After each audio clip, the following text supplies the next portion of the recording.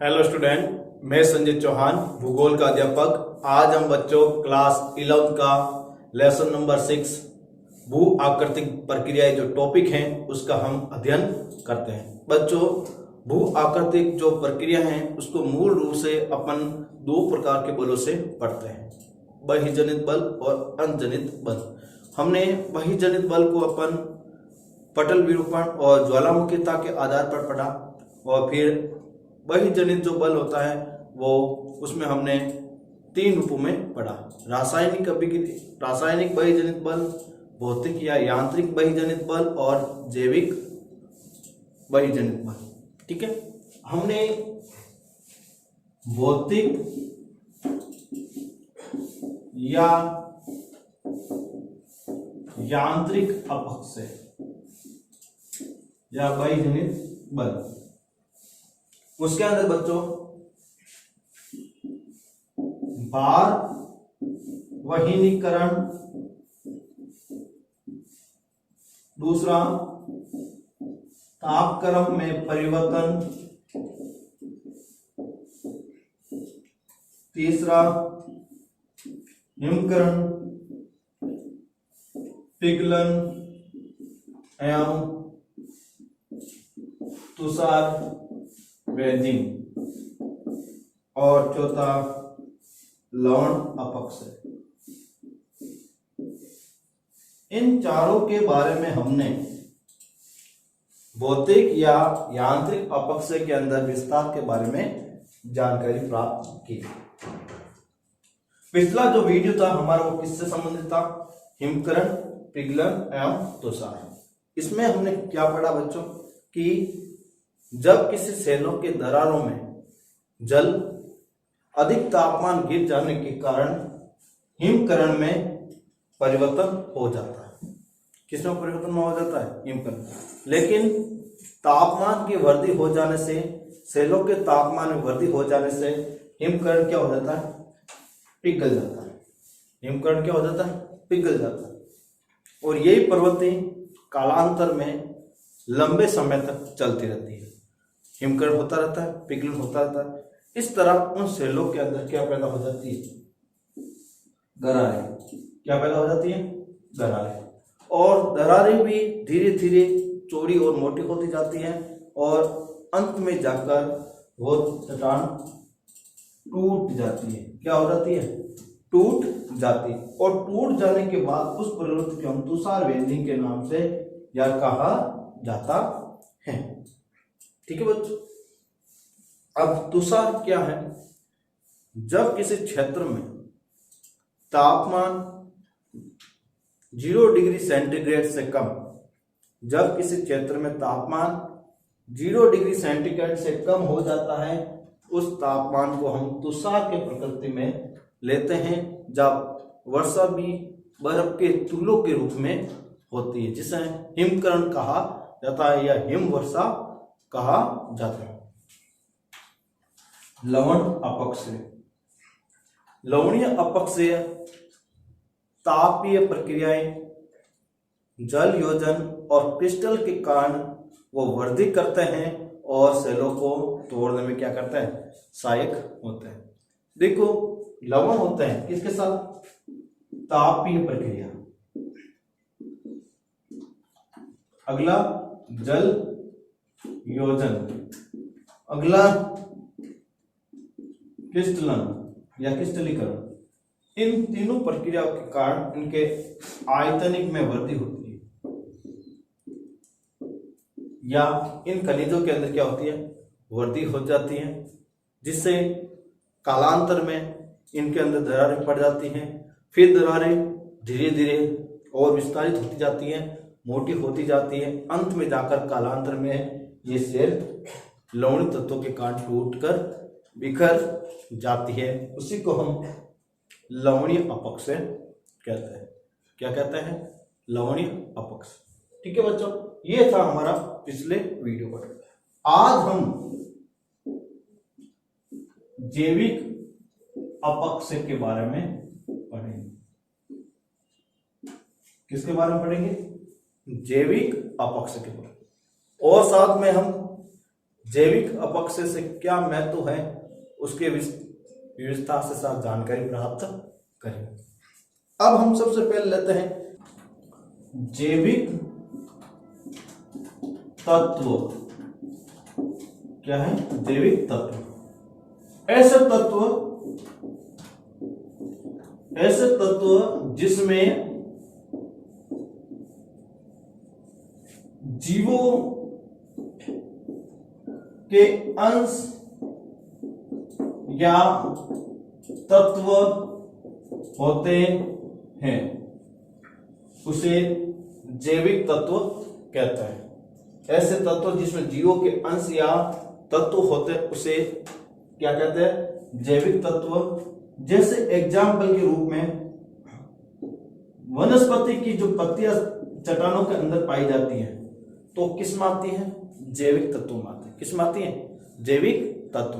तो आज हम इन जैविक तत्व के द्वारा सेलों का अपक्षय किस प्रकार होता है उसका विस्तार के साथ अध्ययन करेंगे।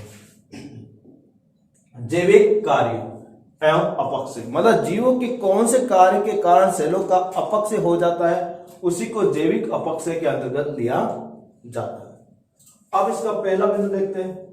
जैविक अपक्षय जीवों की वृद्धि या संचलन से उत्पन्न अपक्षय वातावरण एवं भौतिक परिवर्तन से खनिजों एवं आयतन के स्थानांतरण की दिशा में एक योगदान है। देखो वापस एक बार आपको सुना देता हूं क्या कह रहा है।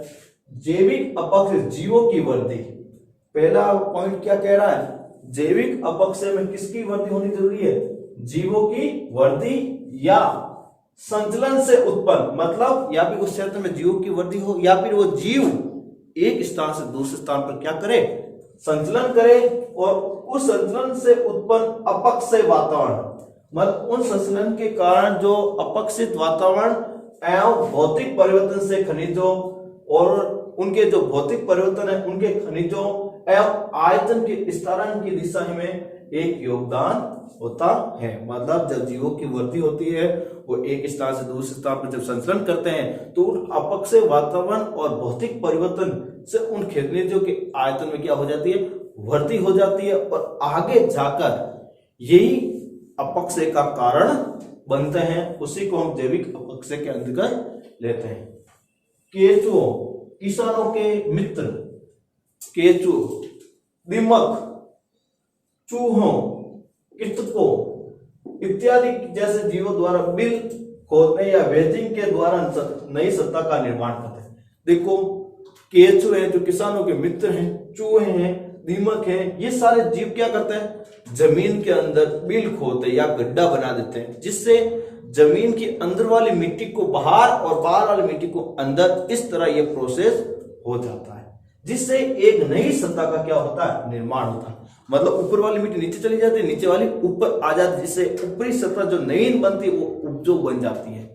कैसे बन जाती है बच्चों? उपजो बन जाती है। उस तरह सत्ता का क्या होता है? निर्माण होता है। तो किनके कारण से हुआ? वो केंचुओं, दीमक, चूहों और कृंतकों, इन सभी जीवों के कारण जो जमीन के अंदर बिल खोदते हैं और बिल से अंदर वाली मिट्टी को बाहर और बाहर वाली मिट्टी को अंदर की तरह ये प्रोसेस चलता रहता है। इस तरह एक नवीन उपजाऊ मिट्टी की जो परत होती है उसका सत्ता का निर्माण होता है। इसमें रासायनिक प्रक्रिया के लिए अनावृत सतह में नमी एवं हवा के वेदन में सहायक होती है। और जब केंचुए चूहे जब बिल या वेदन करते हैं तो उस समय एक रासायनिक प्रक्रिया का अनावर्त हो जाता है। रासायनिक प्रक्रिया क्या हो जाता है? अनावर्त होता है जिसके कारण उनकी मिट्टी के अंदर नमी और हवा का वेदन करने में सहायता करती है। देखो चूहे जब बिल खोदते हैं तो अंदर वाली मिट्टी को हवा और नमी धारण करने की क्षमता में क्या कर देते हैं? वृद्धि कर देते हैं। क्यों? बिल खोदने से अंदर ऑक्सीजन जाती है, नमी जल जाता है, जिससे आंतरिक मिट्टी है उनको भी ऑक्सीजन मिल जाता है और नमी मिल जाती है। नमी को हम आर्द्रता के रूप में जानते हैं, जिसे हाइग्रोमीटर नामक यंत्र है जिसे मापा जाता है। तो आपको पता ही होगा कि किस तरह ये चूहे, केंचुए ये सब मिट्टी को एक नई परत के निर्माण करने में सहायक होते हैं। अगला पॉइंट, मानव की वनस्पतियों को अस्त व्यस्त कर खेत जोतकर एवं मिट्टी में कृषि करके धरातलीय पदार्थों, वायु, जल एवं खनिजों के मिश्रण तथा उनमें नए संबंध स्थापित करने में सहायक होते हैं। मानव है वो वनस्पति को अस्त व्यस्त करते हैं। अस्त व्यस्त करके मतलब काट कर या फिर उनकी समाप्त करके किस तरह मिट्टी को प्रभावित करता है या अपक्षय को प्रभावित करता है। वो खेत जोत कर किस तरह भूमि को जोत कर वो अंदर वाली मिट्टी को बाहर और बाहर वाली मिट्टी को अंदर की तरफ यह प्रोसेस करते हैं वो, और मिट्टी में कृषि करके और मिट्टी में जो कृषि क्रिया करते हैं उनसे किस तरह कृषि क्रिया करके धरातलीय पदार्थों में किन तत्वों की वृद्धि करते हैं, वायु की, जल की और खनिज तत्वों के मिश्रण में वृद्धि करते हैं, जिससे एक नए संपर्क या एक नई सत्ता का निर्माण होता है। देखो वापस सुन लो बच्चों, बहुत सिंपल तरीके से, जब मानव वनस्पति को अस्त व्यस्त कर देता, मतलब वहां से उखाड़ता है, दूसरी जगह पर लगाता है, खड्डे खोदता है, वो फिर खेत जोतता, खेत जोतते समय क्या करता है, अंदर वाली मिट्टी बाहर और बाहर वाली मिट्टी अंदर चली जाए वो, और मिट्टी में कृषि क्रिया करते हैं तो पौधे उगाते हैं और उसके पत्ते भी वहां गिरती हैं और गोबर जैसे विभिन्न प्रकार की खाद भी डालते हैं, जिससे एक उपजाऊ मिट्टी परत का क्या होता है, निर्माण होता है।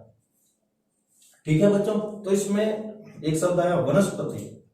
यदि पूछ ले वनस्पति क्या है, वनस्पति, तो याद रखना बच्चों, धरातल पर पाए जाने वाले पेड़ पौधे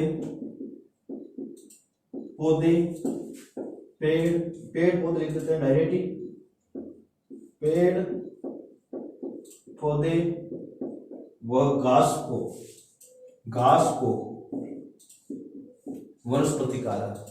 याद रखना, धरातल पर पाए जाने वाले पेड़ पौधे व घास को क्या कहा जाता है, वनस्पति कहा जाता है। फिर अपन मिट्टी की बात करते हैं, तो धरातल की सबसे ऊपरी परत जिसमें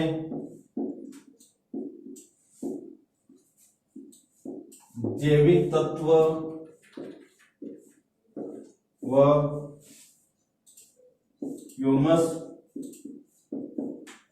पाए जाते हैं, उसे क्या कहा जाता है, मिट्टी। धरातल की सबसे ऊपरी परत जिसमें जैविक तत्व पाए जाते हैं उसी को हम क्या कहते हैं बच्चों, मिट्टी कहते हैं। क्या कहते हैं, मिट्टी। अब एक शब्द आया कृषि, एग्रीकल्चर क्या है उसके बारे में देखते हैं। कृषि आपको खुद को ही मालूम है बच्चों, कृषि कौन से शब्द से बना है, लैटिन भाषा के शब्द एग्रीकल्चर से बना है। याद रखना बच्चों, कृषि लैटिन भाषा की कौन से शब्द से बना है, एग्रीकल्चर से बना है। एग्री यानी मिट्टी, कल्चर यानी जुताई करना, अर्थात मिट्टी में जुताई करने के साथ साथ पशुपालन, मत्स्य पालन व कुक्कुट पालन जैसी क्रियाएं की जाती है, उसी को हम क्या कहते हैं बच्चों, कृषि कहते हैं। क्या कहते हैं, कृषि। याद रखना, कृषि लैटिन भाषा का शब्द एग्रीकल्चर से बना है। एग्री यानी मिट्टी, कल्चर यानी जुताई करना, अर्थात मिट्टी की जुताई करने के साथ साथ पशुपालन, मत्स्य पालन और कुक्कुट पालन क्रियाएं की जाती है, उसी को हम क्या कहते हैं बच्चों, कृषि कहते हैं। क्या कहते हैं, कृषि कहते हैं। अगला पॉइंट लेते हैं, सड़ने वाले पौधे एवं पशु के पदार्थ ह्यूमिक, कार्बनिक एवं अन्य अम्ल जैसे तत्वों का उत्पादन में योगदान देते हैं। जो पेड़ पौधे होते हैं जीवों के जो अवशेष होते हैं वो सड़कर क्या बनाते हैं, कार्बनिक पदार्थ बनाते हैं, ह्यूमिक बनाते हैं और एसिड का निर्माण करते हैं, जिससे कुछ तत्वों को सड़न या घुलन बढ़ जाता है और जिससे अन्य जो तत्व है उनके जो सड़ने की जो प्रवृत्ति है, घुलन की जो प्रवृत्ति है वो बढ़ जाती है। अब कार्बनिक तत्व किसे कहते हैं, कार्बनिक तत्व, कार्बनिक तत्व ऐसे तत्व जिसमें कार्बन तत्व की प्रधानता होती है। ऐसे तत्व जिसमें कार्बन तत्व की प्रधानता होती है उसी को हम कार्बनिक तत्व कहते हैं। क्या कहते हैं, कार्बनिक तत्व। अम्ल की यदि आपसे परिभाषा पूछे कि अम्ल क्या होता है या एसिड क्या होता है, तो बहुत ही सिंपल परिभाषा है बच्चों, कोई ज्यादा डिफिकल्ट नहीं है। अम्ल ऐसे तत्व जिसमें H+ आयन होता है उसी को हम क्या कहते हैं, अम्ल। ऐसे तत्व जिसमें H+ आयन होता है उसे अम्ल कहते हैं। यदि सार का पूछे तो ऐसे तत्व जिसमें O+ या हाइड्रोक्साइड प्लस आयन होते हैं, आयन होते हैं, उसी को हम सार के नाम से जानते हैं। ठीक है बच्चों, अगला लेते हैं बिंदु। शैवाल खनिज पोषक तत्व जैसे लोहा, मैग्नीज और ऑक्साइड के संकेंद्र में सहायक होते हैं। देखो शैवाल होते हैं वो क्या है, खनिज एवं पोषक तत्व। शैवाल होते हैं वो मिट्टी के अंदर खनिज एवं पोषक तत्वों में वृद्धि करते हैं, लौह तत्व में वृद्धि करते हैं, मैग्नीज में वृद्धि करते हैं, ऑक्साइड में वृद्धि करते हैं। इन तत्वों की वृद्धि में कौन सहायक होता है, शैवाल होता है। कौन होता है बच्चों सहायक, शैवाल तत्व ही इन तत्वों की वृद्धि में क्या होता है, सहायक होता है। अब शैवाल क्या है, तो याद आपको पता ही है, जब नमी के अंदर विभिन्न प्रकार के जीवाणु के द्वारा फफूंदी आ जाती है उसी को हम क्या कहते हैं, शैवाल कहते हैं। क्या कहते हैं, शैवाल। और आपको पता ही है लोह किससे कहते हैं, फेरम को, मैग्नीज का Mn, ठीक है, ऑक्साइड का, ऑक्साइड के अंदर अपन क्या होता है O2, ठीक है, इन सभी तत्वों का वृद्धि हो जाती है। अगला बिंदु लेते हैं, पौधे की जड़ें धरातल के पदार्थों पर जबरदस्त दबाव डालती है। और पौधे की जड़ें होती हैं वो मिट्टी के अंदर जब घुसती है उसके ऊपर धरातल पर क्या डालती है, दबाव डालती है तथा उन्हें यांत्रिक ढंग से तोड़कर अलग कर देती है और फिर अपने प्रेशर के माध्यम से धरातल को तोड़कर क्या कर देती है, अलग कर देती है। जैसे अपन का ये वृक्ष बना रहे हैं, जैसे ये वृक्ष है और इनकी जो जड़ें होती है वो जमीन के अंदर क्या डालती है, प्रेशर डालती है। क्या डालती है, प्रेशर डाल, जिसके कारण ये चट्टान हो या कोई भी धरातल हो उसको अंदर से क्या कर देती है, तोड़ देती है। क्या कर देती है, तोड़ देती है। क्या कर देती है, तोड़ देती है। आपने देखा होगा बच्चों गाँव के अंदर क्या होते हैं, जो हमारे बुजुर्ग परिवार में होते हैं वो क्या कहते हैं कि जब कभी भवन बनाते हैं उस समय पेड़ को भवन के पास नहीं होना चाहिए। क्यों कि कालांतर में यदि ये वृक्ष अपनी जड़ें को फैलाएगा तो वो अपनी कांड आ जाएगी, नींव के अंदर आएगी। क्या आएगी, नींव, जिसके कारण उनके प्रेशर से वो नींव क्या हो जाएगी, टूट जाएगी और मकान ढहने का खतरा भी बढ़ जाता है। इसलिए पेड़ पौधे को नींव के पास कभी नहीं होना चाहिए, ऐसा कहते हैं। तो अब हम लेते हैं अपक्षय के विशेष महत्व। अब अपक्षय का क्या फायदा है, अपक्षय हमारे लाइफ के अंदर किस प्रकार फायदेमंद होता है, उन सब के बारे में हम विस्तार के साथ पढ़ेंगे। तो हम अपक्षय के बारे में हम लेते हैं।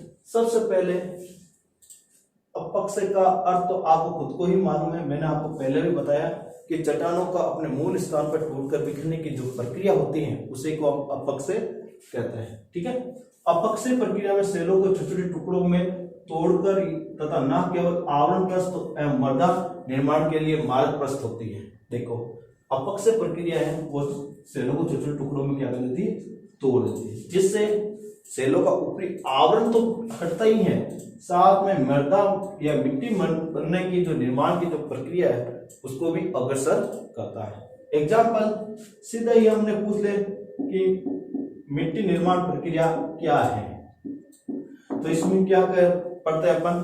तो सबसे पहले मिट्टी निर्माण प्रक्रिया में होता है अपक्षय होता है। क्या होता है? अपक्षय होता है सबसे पहले। अब अपक्षय किससे होता है? वो कारण दो महत्वपूर्ण माने जाते हैं, भौतिक और जैविक और रासायनिक। इन तीन कारणों के कारण इन पहले सेलों का क्या होता है? अपक्षय। क्या होता है? सेलों का अपक्षय होता है।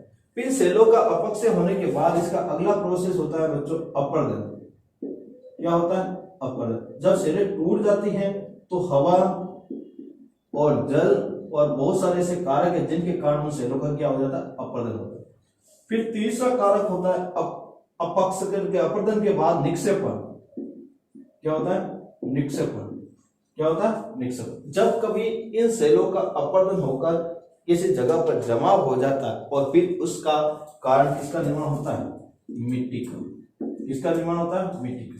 और जब सेलें अपक्षय रूप में जब धरातल से एक स्थान से दूसरे स्थान पर आती है तो वायु और हवा अपने साथ क्या लाती है? पेड़ पौधे की पत्तियां, जीवों के तत्व, ये सब मिलाकर आती है और उस मिट्टी के साथ जमा कर देती है, तो उससे क्या हो जाती है? एक उपजाऊ मिट्टी का निर्माण हो जाता है। क्या हो जाता है? एक उपजाऊ मिट्टी का क्या हो जाता है? निर्माण। तो ये सारा का सारा जो प्रोसेस है वो एक मिट्टी निर्माण की प्रक्रिया है। अब अपर्दन क्या है उसको मैंने आपको बताया है कि नदियों के द्वारा कटाव, मिट्टी का कटाव या वायु के द्वारा मिट्टी का कटाव क्या कहलाता है? अपर्दन कहलाता है। अब अगला पॉइंट लेते हैं, जैव मात्रा। जैव मात्रा, जैव मात्रा का मतलब है जीवों के तत्वों की मात्रा क्या कहलाती है? जैव मात्रा। जैव मात्रा किस तरह हमारे अपक्षय के लिए फायदेमंद होती है वो भी हम देखते हैं। जैव मात्रा है जैव विविधता मुख्य रूप से वनों की देन है। याद रखना, जैवों के तत्वों की मात्रा में वृद्धि होना और जैव विविधता को बनाए रहना किसकी देन मानी गई है? वनों की देन है। क्योंकि जिस क्षेत्र में जितने ज्यादा वन होंगे वह जैव पदार्थ की मात्रा भी उतनी ज्यादा होगी, और जिस क्षेत्र में जैव वन या वनों की मात्रा कम होगी वहां पर जैव मात्रा भी क्या होगी? कम होगी। अब शब्द आया जैव विभिन्नता। विभिन्नता, तो याद रखना इसकी जो परिभाषा बहुत ही सिंपल है बच्चों, जीवों के अंदर पाई जाने वाली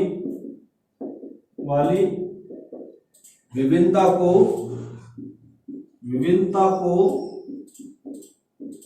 जैव विभिन्नता कहते हैं। जीवों के अंदर पाई जाने वाली विभिन्नता को क्या कहते हैं? जैव विभिन्नता। जैसे व्हेल जैसी बड़ी मछली भी है और छोटी मछली भी है, हाथी जैसे विशाल जीव हैं, कीड़े मकोड़े जैसे छोटे जीव भी। ये सब किसके कारण है?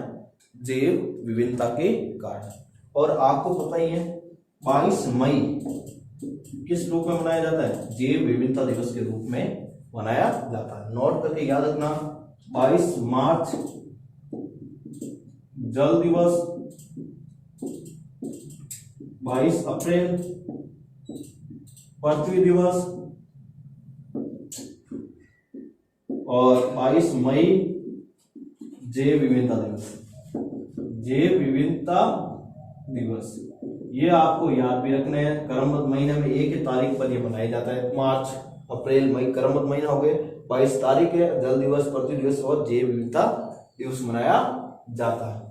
तथा वन्य अपक्षय प्रवाह की गहराई पर निर्भर करता है, और वन है वो अपक्षय प्रवाह की क्या होते हैं? गहराई पर निर्भर करता है। तो आपको मालूम होना चाहिए जैव की मात्रा और जैव विविधता की जो प्रधानता है वो वनों की देन है, और वन कहां पर होते हैं? जहां अपक्षय प्रवाह की गहराई पर निर्भर करता है। अब वन आपको पता ही है, भारत के अंदर 5 प्रकार के मुख्य वन हैं, जैसे उष्णकटिबंधीय सदाबहार वन, उष्णकटिबंधीय पर्णपाती वन, उस पर्वतीय वन, मैंग्रोव वन और मरुस्थलीय वन। ये मुख्य रूप से 5 प्रकार के वन है। एक बार मैं पुनः रिपीट कर देता हूँ। उष्णकटिबंधीय सदाबहार वन, उष्णकटिबंधीय पर्णपाती वन जो भारत में सबसे ज्यादा पाया जाता है, फिर मरुस्थलीय वन, फिर मरुस्थलीय वन को हम कटीली झाड़ियों वाला वन भी कहते हैं, फिर चौथा नंबर अपन पर्वतीय वन और 5 नंबर मैंग्रोव वन मुख्य रूप से है।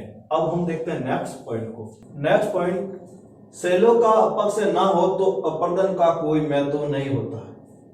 याद रखना बच्चों, यदि सेल का अपक्ष नहीं हुआ ना तो उसका अपर्दन का कोई महत्व नहीं। क्यों नहीं है? क्योंकि अपक्ष ही होगा, सेल टूटेगी तो ही उसका अपर्दन होगा, अन्यथा अपर्दन होने की संभावना बहुत ही क्या होती है? कम होती है। क्या होता है? अपर्दन होने की संभावना क्या होती है? कम होती है। इसका अर्थ है कि अपक्ष वर्तसरण अपर्दन उच्चावच के लघुकरण में सहायक होता है। याद रखना, अपक्ष क्यों महत्व है या अपक्ष क्यों महत्वपूर्ण है, तो आपको सीधा याद रखना, अपक्ष वर्तसरण के लिए, अपर्दन के लिए और उच्चावच के लिए, के लघुकरण के लिए, इन तीन कारकों के लिए अपक्ष होना अति आवश्यक है। इसलिए बहुत ही महत्वपूर्ण और सहायक माना गया है। इसलिए आकृति अपर्दन का परिणाम है। याद रखना, विभिन्न क्षेत्रों के अंदर कहीं पर आपने देखा घाटियां पाई गई, कहीं पर मैदान पाए गए, कहीं पर और प्रकार के स्थलाकृति पाई गई, तो उसका जो कारण है वो क्या बताया गया? अपर्दन बताया गया। क्या बताया गया? अपर्दन बताया गया। याद रखना, तो याद रखना, सेलों का अपक्ष ना हो तो अपर्दन का कोई महत्व नहीं है, और इसका अर्थ यह हुआ कि अपक्ष वर्त संचलन में, अपर्दन में, उच्चावच के लघुकरण में क्या होता है? सहायक होता है। जबकि स्थलाकृति निर्माण के लिए महत्वपूर्ण कौन होता है बच्चों? अपर्दन होता है। कौन होता है? अपर्दन होता है। अगला पॉइंट, सेलों का अपक्ष एवं निक्षेपण राष्ट्रीय अर्थव्यवस्था के लिए बहुत ही महत्वपूर्ण। सेलों का जो अपक्ष होता है और निक्षेपण होता है वो देश की अर्थव्यवस्था के लिए बहुत ही अति आवश्यक है, बहुत ही महत्वपूर्ण, क्योंकि अपक्ष और अपर्दन से विभिन्न प्रकार के खनिजों का क्या होता है? निर्माण होता है। एक शब्द है निक्षेपण। निक्षेपण तो याद रखना, नदियों, वायु के द्वारा लाए गए औषधों का जमाव क्या कहलाता है? निक्षेपण। नदियों और वायु के द्वारा लाए गए औषधों का जमाव क्या कहलाता है? निक्षेपण कहलाता है। तो ये निक्षेपण और अपक्ष राष्ट्रीय अर्थव्यवस्था के लिए बहुत ही महत्वपूर्ण है, क्योंकि ये मूल्यवान खनिजों जैसे लोहा है, मैग्नीज है, एल्यूमिनियम है और तांबा है जैसे महत्वपूर्ण खनिजों का क्या करते हैं? निर्माण करते हैं। लोहा विश्व के अंदर सबसे ज्यादा होता है सोवियत संघ के अंदर। किसके अंदर होता है? सोवियत संघ के अंदर, मतलब रूस के अंदर होता है। विश्व के अंदर सबसे ज्यादा कहाँ होता है? सोवियत संघ के अंदर होता है। भारत में पूछते हैं तो कर्नाटक में होता है। भारत में सबसे ज्यादा कहाँ होता है? कर्नाटक में होता है। और राजस्थान में पूछते हैं तो जयपुर में होता है। याद रखना, तो विश्व में सबसे ज्यादा सोवियत संघ, भारत में कर्नाटक और राजस्थान में जयपुर। ठीक है। एल्यूमिनियम और तांबा की यदि बात करें तो विश्व में के अंदर देखते हैं तो चिली है सबसे बड़ा क्षेत्र। ठीक है। फिर भारत के अंदर देखते हैं तो झारखंड है। ठीक है। और राजस्थान के अंदर देखते हैं तो झुंझुनू है। कौन है? झुंझुनू। ये महत्वपूर्ण तांबा उत्पादक क्षेत्र है। अगला पॉइंट, अपक्ष मृदा निर्माण की एक महत्वपूर्ण प्रक्रिया, और अपक्ष होता है वो मृदा निर्माण के लिए क्या है? एक महत्वपूर्ण और अति आवश्यक प्रक्रिया है। तो आपने बच्चों इस वीडियो के अंदर जैविक अपक्ष और जैविक अपक्ष से क्या महत्व है या फायदे हैं उनके बारे में पढ़ा।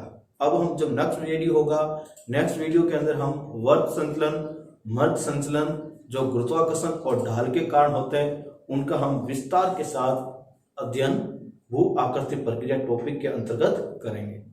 Thank you.